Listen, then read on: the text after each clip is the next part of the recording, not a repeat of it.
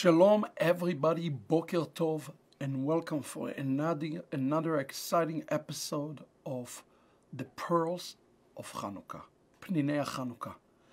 As you know, I'm the founder of Ahavat Ammi Ministries and Yeshiva Shiur, and over this course of this season, we are getting ready for the holiday that's known by different names. One of the names is Hanukkah, or dedication. Another name is Chag HaUrim, the festival of light. In this series that we are doing right now before Hanukkah, during Hanukkah, I would like to prepare you to understand the significance beyond Hanukkah. It is true that Yeshua celebrated Hanukkah, but do you know what he truly celebrated? Is it just the fact that the flask lasted for 8 days? Is that all what we celebrated in Hanukkah? I would like to suggest to you, as I spoke to you yesterday, is that Hanukkah have even a deeper meaning. And this meaning has to do with the Geulah, the redemption, and the coming of the Messiah. So again, if you are blessed by this program, share it around. We bring it to you, we make it available for you, so that you and your family and your community will have a blessed and meaningful Hanukkah. Today in the third lesson, that have to do with zechut, with the word zechut, we are going to talk about an important topic. But before we get there, let me recap to you what we learned in the very first and the very second lessons. We already noticed and learned that Hanukkah is mentioned in Genesis chapter 1, verse 1, all the way to Genesis 1 to verse 4. Hanukkah has to do with one of the Galuyot. The Galut, remember the word Galut in Hebrew, mean exiles. And it's talked about the 4 Galuyot. One of the Galut, just to remind you, the first Galut is what's called the Galut of Bavel. The second one is the Persian Galut.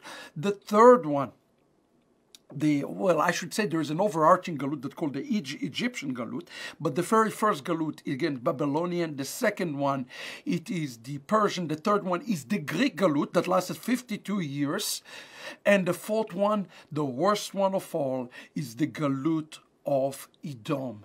We are still under the Galut. And one of the things that we learn about those Galuyot, that although we are in the worst Galut now, the longest Galut one now, the Galut that lasts over 2,000 years, this particular Galut, even in this Galut, we are to rejoice during the Galut. And that's what really Hanukkah is about. It's a festival of joy and happiness, because we learn something significant, that even in a Galut, even in a state of an exile, God's still working.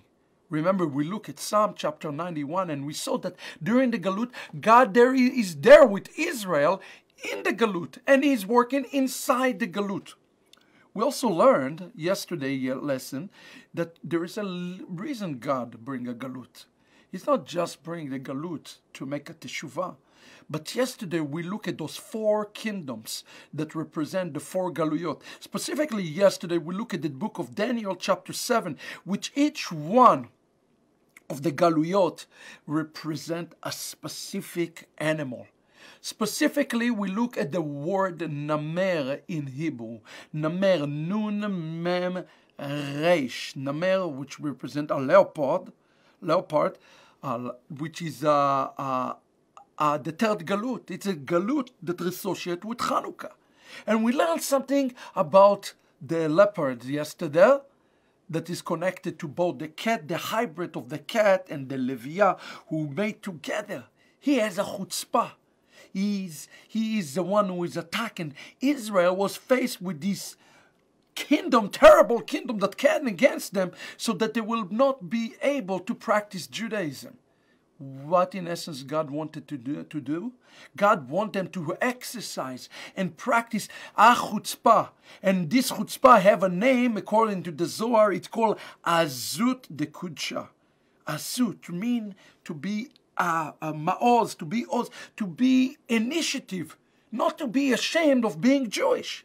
So that's why God brought this Galut, not to be ashamed, to be following of the God of Israel. That's why Yehuda the Maccabi and the Hashmonaim are figurative, messianic figures, because they brought Israel to the point that they are not afraid.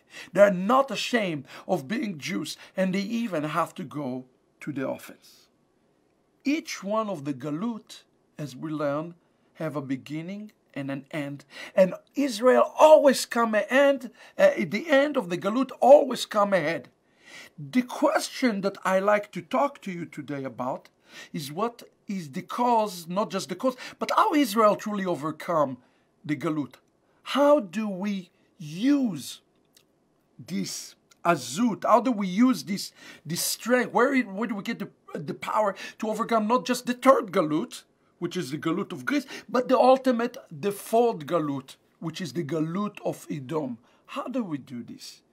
Chazal teach us that each Galut, each one of the Galuyot, is associated with a father of the Jewish nation.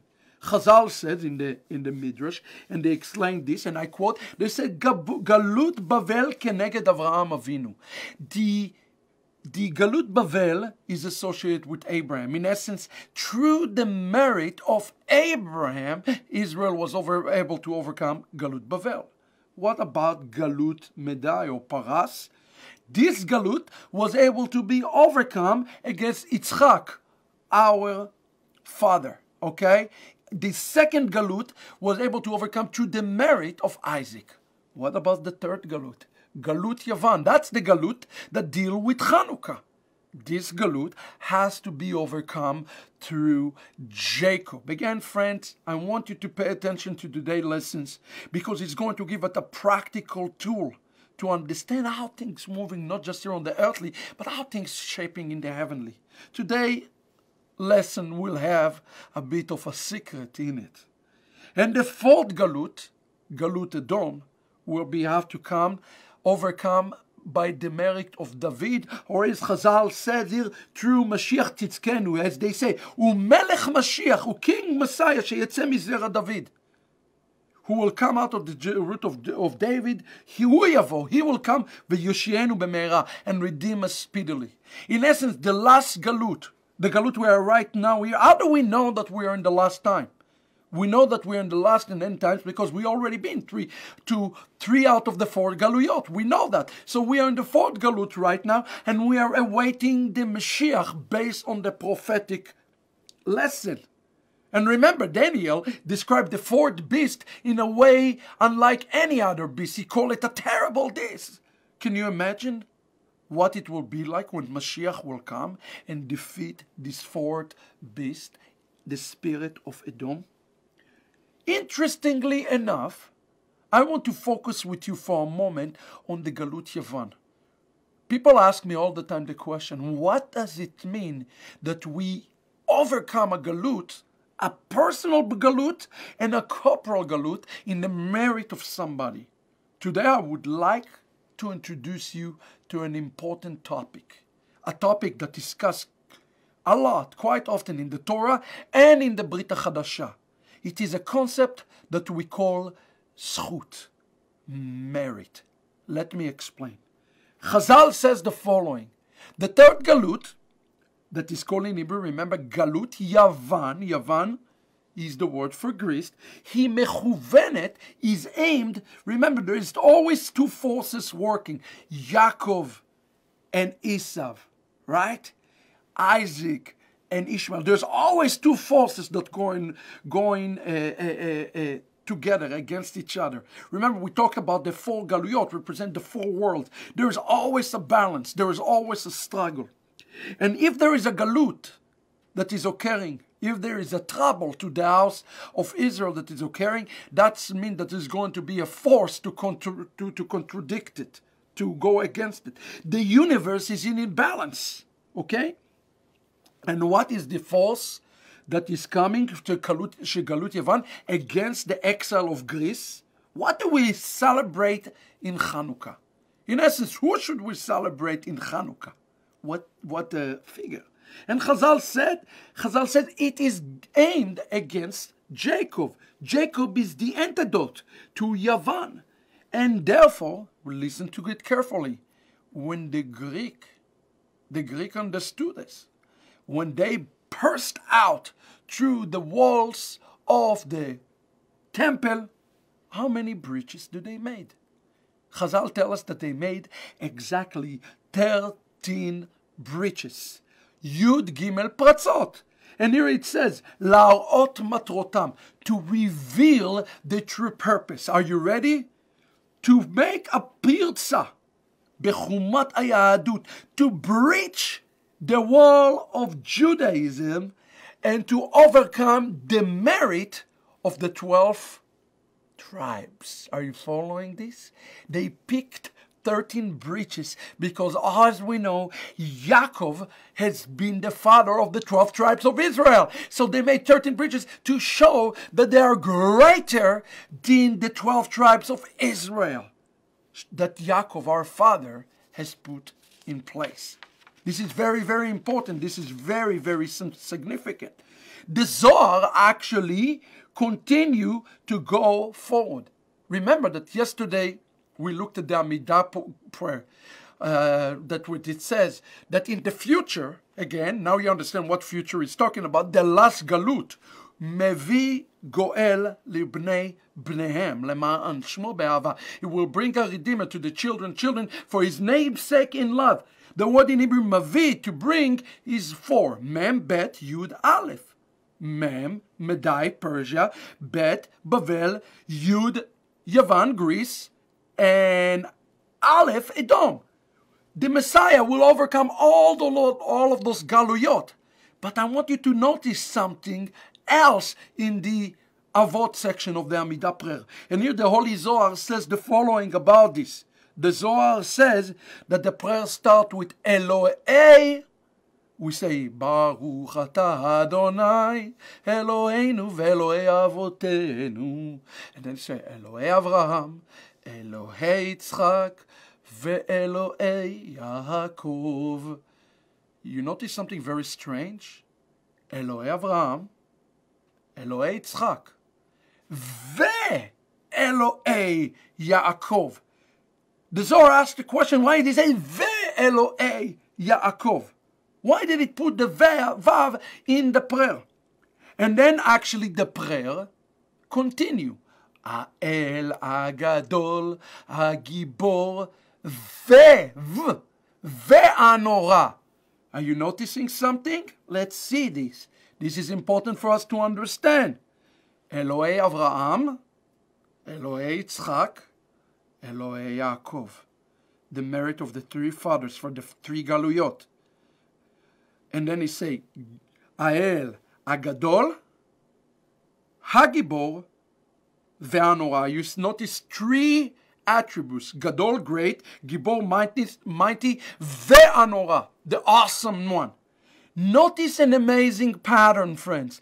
Both when it says ve'Yaakov, ve'anora, the letter vav is added to the name. Chazal has asked the question, why is the letter vav has not been added to Abraham or Isaac? Why is it added twice to the name of Yaakov? Why is it?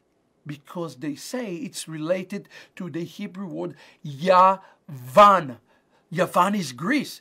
Double vav. 2 vavs. Yaakov is the one that was responsible to overcome the Galut of Yavan. And this is important. You're seeing it again and again in the text. Yaakov is the father of the 12 tribes. In Gematria, the word Yavan, Greece, equal 72. If you take the 12 tribes and multiply them times 6, you get the number 72. The standing of this tribe, the merits of Yaakov, what Yaakov has done, is what's going to be the antidote to overcome the Galut that will come to his children. That is called in Hebrew zechut. The sons might have been really rotten. And people look at the Jewish people today and the Jewish state today and says, oh, the Jewish people are not walking with God. And I say, it is true. Israel as a nation is not walking with God. But Abraham, Isaac and Jacob did walk with God, and the merit of the fathers is still belong to Israel today. I want you to understand this. This is significant. The merit, the power of the merit, is what holds Israel together today. I want you to understand it. The power of Yaakov. And listen to what it says. In the Midrash it says, that's why I call it, so the question that needs to be part of our discussion today is, every Jew received the merit of Abraham, Isaac, and Jacob? Has every one of us who is a believer received the merit of Abraham, Isaac, and Jacob? The answer is not necessarily. You have to do something very special to receive this merit. Listen to what Chazal is saying. See, we have a special weapon, and it's called the zechut. But the zechut is not given automatically, not to Israel and not to anybody. Listen to what Chazal says. He said, in this, we read in the Midrash the following. Besha'ah, during the time, sheyada Yaakov, that Yaakov knew, shebno Yosef nimchar, that his son Yosef was sold, al yedei achiv, by his brothers, michamat asin'ah, because of the lashon hara, because of the sin'ah, שהייתה ביניהם, that was between them, something happened. Are you ready? And Chazal quote and say, נפרצה חומות השבטים. The wall of merit around the tribes broke. In essence, when this is really truly incredible. When they sold Joseph to the Egyptians, ultimately went to the Egyptians. When this acting of sale happened, the merit of Yaakov stopped until they reconcile back with Yosef. I want you to explain it to you. The only way that one can receive zechut, it says this, and I quote from Chazal, zechut ashvatim, the merit of the shvatim in Yaakov, of his own children, is when they are in achdut. I want you to learn this term today, achdut, in unity. This is the action that keep Israel pure, lishmor al taharat Israel, from the decrease. When the second that Israel fight against each other, the second that there is a sinat chinam, the second that there is lashon hara, the second that there is any of this, the zechut is removed from the house of Israel corporately. That's why I say again and again, shmirat lashon is so important. Protecting your brother, being your brother keeper. As it says in Galatians 6:2, bear your brother burden. All of those things are so important, because the second this piece is broken, please understand what Chazal is saying is, the zechut that we receive is gone, is no longer in existence here. And that is important, because sometimes Israel, throughout our history, think about the first temple destruction, and then we had the sinat chinam, and then we had violence, Hamas, all of those things. Because in the end of the day, they're affecting the zechut. They're affecting the merit. God is giving Israel the merit. And he said, and in this, nifretza, the power of Israel is void out when these things are happening. Okay? And a matter of fact, to show you how it's working on the opposite way, please understand something. When you light the Hanukkah candle, you are asking for one thing.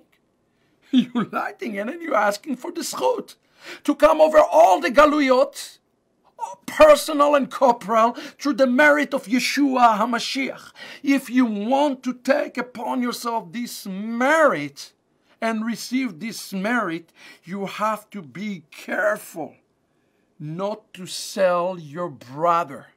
Not to sell your brother down the river.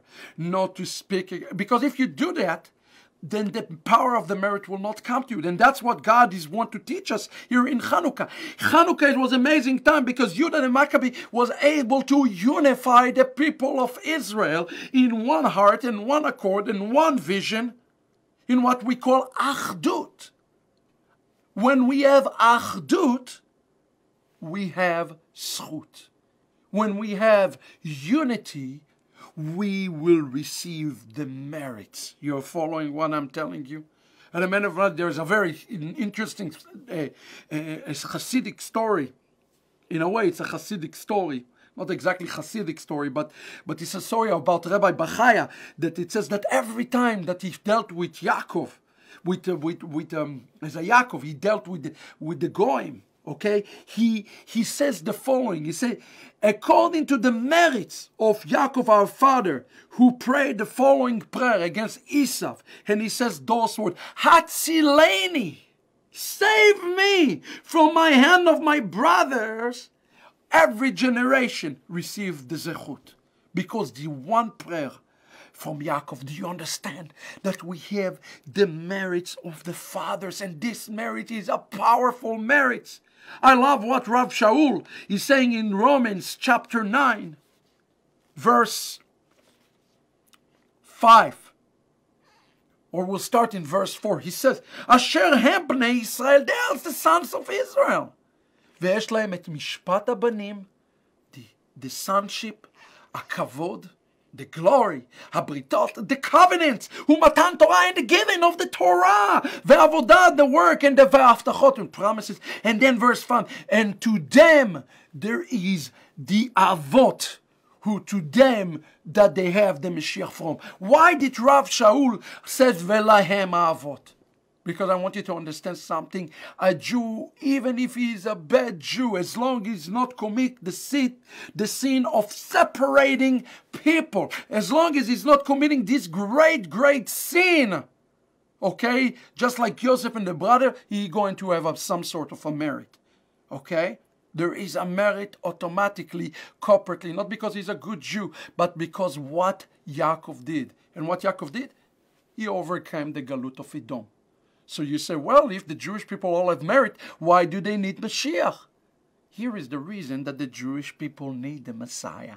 Because the fourth Galut, it cannot be overcome by the merit of Yaakov. The merit of Yaakov is this. The merit of Abraham was this. Isaac like this. Yaakov like this. But the merit of Mashiach is like this. Is greater. And if you take Abraham, Isaac, and Jacob, it's still not enough to overcome the Galut of Edom. That's why we has to have Mashiach. But you cannot receive the merit of Mashiach if you're not receiving the merit of Abraham, Isaac, and Jacob. I love the way Chazal explained this. Well, you ask the question, who did Yaakov receive the merit from? Where the merits came for Yaakov? Listen to what Chazal is saying about this. This is amazing, friends. I hope you're blessed. I hope you share. I hope this lesson, it touched your heart.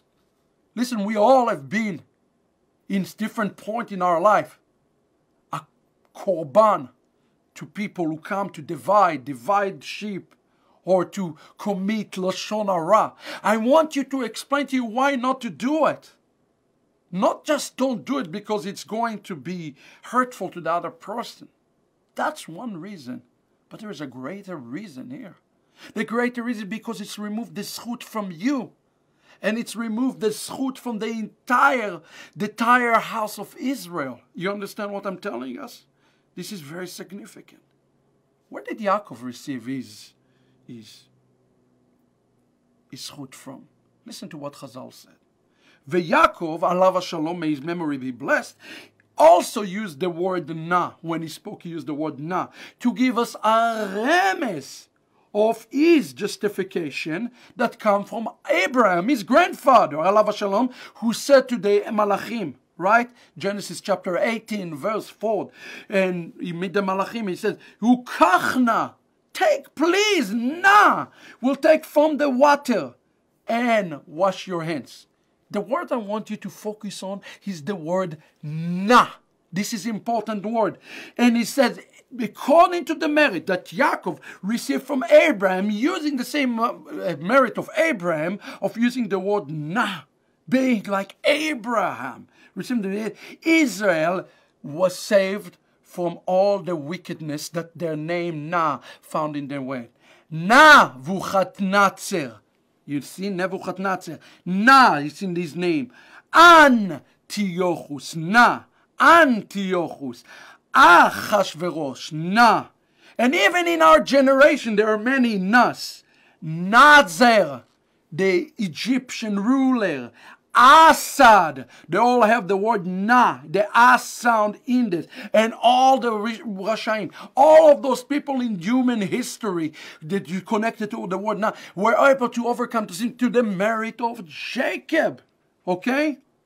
And against this, Chazal says, the word na, we also receive success. Have you ever stopped and think yourself the question?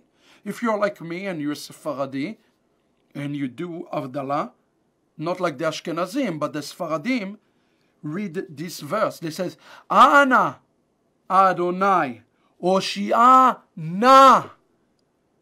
Please, Lord, we beseech you. Hosanna, Oshia na. We say that during Avdalah. We are calling on the merit of Yaakov.